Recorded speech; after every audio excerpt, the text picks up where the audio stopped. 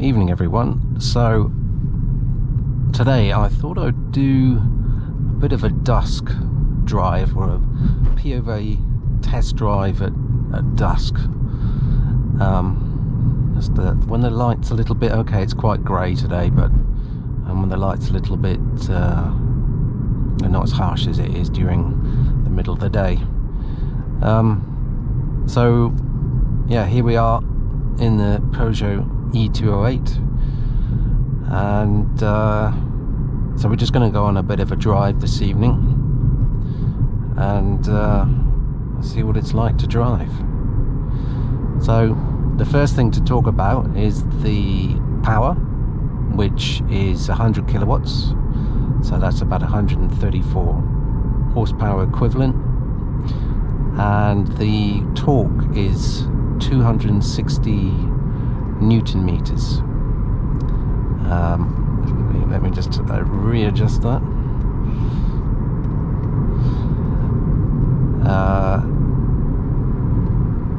So yeah, the power and the torque is fairly good for this type of car. I mean, well, I suppose it's just fairly average, and the torque isn't as much, strange enough. Even though the power is the same, the torque isn't as much as the Hyundai Ioniq that I drove not so long ago. But possibly due to the weight, I'm not exactly sure, but the acceleration on this is quite a bit quicker than the Hyundai. It does 0 to 60 in, I think it's 8.1 seconds, and the top speed is 93 miles an hour.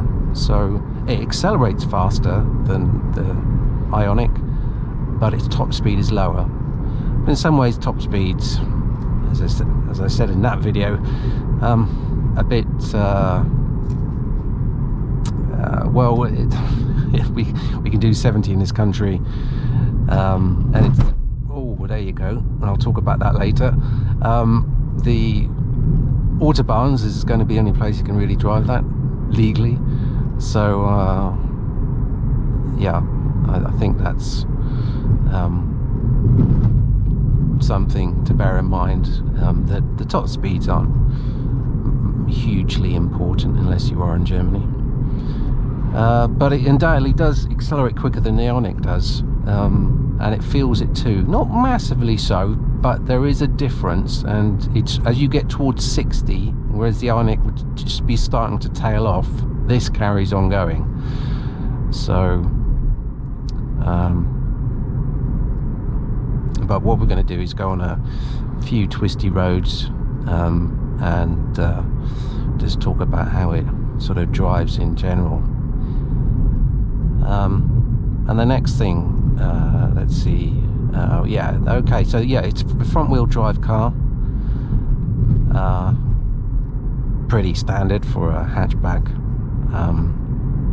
but the one thing I have noticed is that it doesn't lose traction anywhere near as much as the Ioniq does, even in greasy or rainy conditions. The traction control is definitely calibrated better on this. So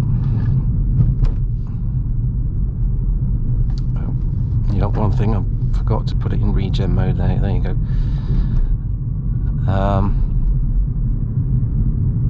And talking of braking, we might as well talk about one of the issues I do have with this car.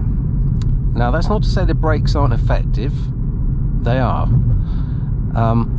but the regen is, well, you've got B mode or no B mode, and that's it, that's your options. And even B, when you've got it in B mode, I mean, it sort of does depend on how much charge there is in the battery and what sport mode that you're in, which driving mode that you're in. But it's not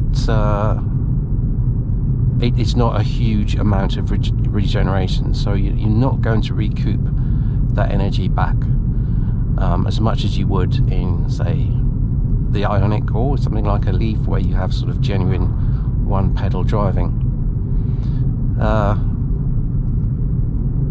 So yeah, that's the sort of regen, and you do it just by putting back like that and like that. And now we can see in the B mode there is active.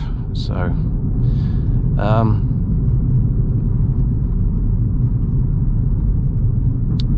the brake pedal is the issue that I have. It's somewhat spongy when you first start to brake. It is quite spongy, and there's sort of nothing happens, and then once you press it further, then it suddenly kicks in, and there is undoubtedly that step between regen and then the friction brakes, whereas in the Ioniq it just was seamless. Here you can definitely tell that it's that there is a step there. So it's and as I say, it's just that initial sponginess. It doesn't really inspire a great deal of confidence. The thing is, it does brake very well, but it just doesn't give you that sensation of when you put your foot immediately on the brake that it's going to do something straight away, because that top part of the travel is a little bit spongy. So let's now we've got into a 60 section, so we can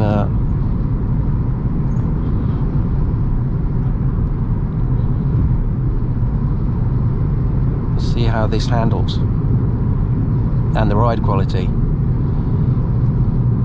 So the ride quality in there you go, is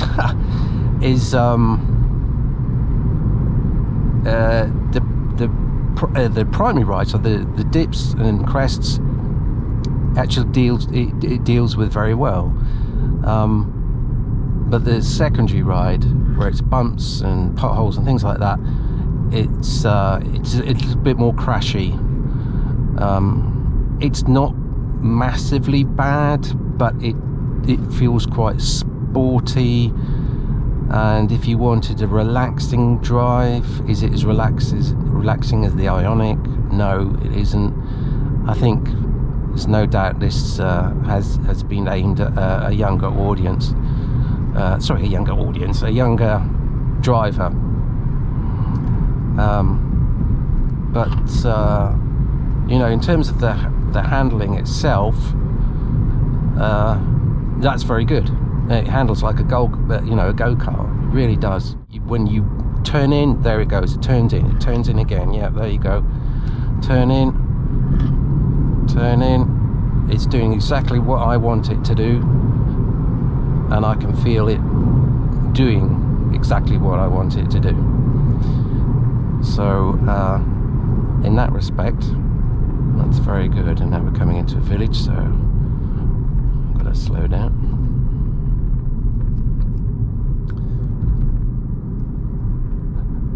So just going back to the ride very quickly, just a bit more detail. It handles very well. The road holding is very good, but it's just when you're on uneven surfaces, or there's a lot of bumps or potholes, or it's just a really badly surfaced road, it does pick them up and it jiggles around. So you know, if you're of the younger generation than I am, then yeah, that's probably fine. And to be honest, 20-30 years ago, it was absolutely fine for me. But as you get older, you want something a bit more that rides well and is comfortable to drive. And the steering, I think the steering is in some ways I might stop talking about steering, because it's much of a muchness, apart from cars that either have really bad steering or really great steering, which of course I will mention. But when most power assisted steering systems now are very similar. So I don't know if there's a great deal I can really talk about them. I'm not sure if there's a huge amount I can say. Is there much feel in the steering? No, not really, but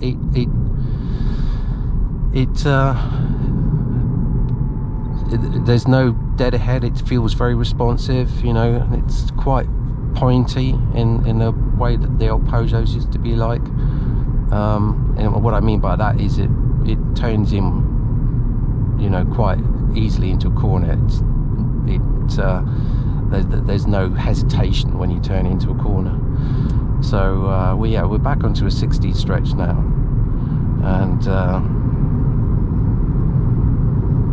so we've got a bit of a tight corner. If we turn in, see, look, I mean, that's handling that quite well, and you know, it's got reasonably good levels of grip. So you know, and that side of things, I think it's actually quite good fun to drive, and in some ways I quite look forward to driving it. There are other issues which I'll talk about in my interior side of things, but see, this is still 60, but look, that's a good level of, oh, we had a bit of traction there, but you see, I didn't notice that, and it shows you that it's actually very well calibrated, that I'm not even noticing that. So we brake, turn in, flat car, let it settle, yeah, there you go, and very good.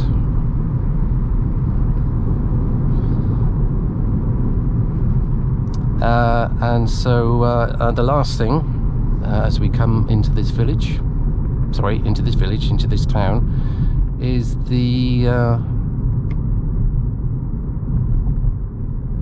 miles per kilowatt hour, and currently we are doing 3.5. So not as efficient as the Ioniq, but to be fair, most cars aren't.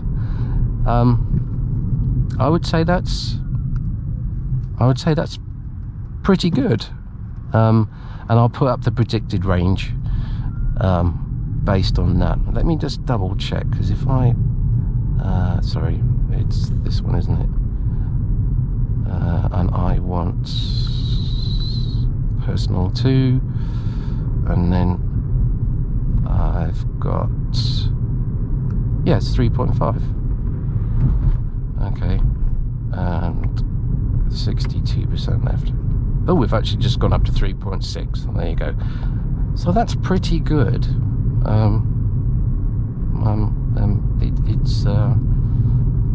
It's enough. Fairly efficient, and it helped by it being a lightweight, well, for an EV, a lightweight car. So anyway, I hope you've enjoyed this dusk drive, test drive, whatever you want to call it, and just like to say thank you for watching, and I'll just drive into this nice bit of, there's quite oldie worldy, it might be quite nice to see the old lamp there, and you see very narrow roads and old pub. Anyway, thank you guys for watching, and I'll see you guys soon.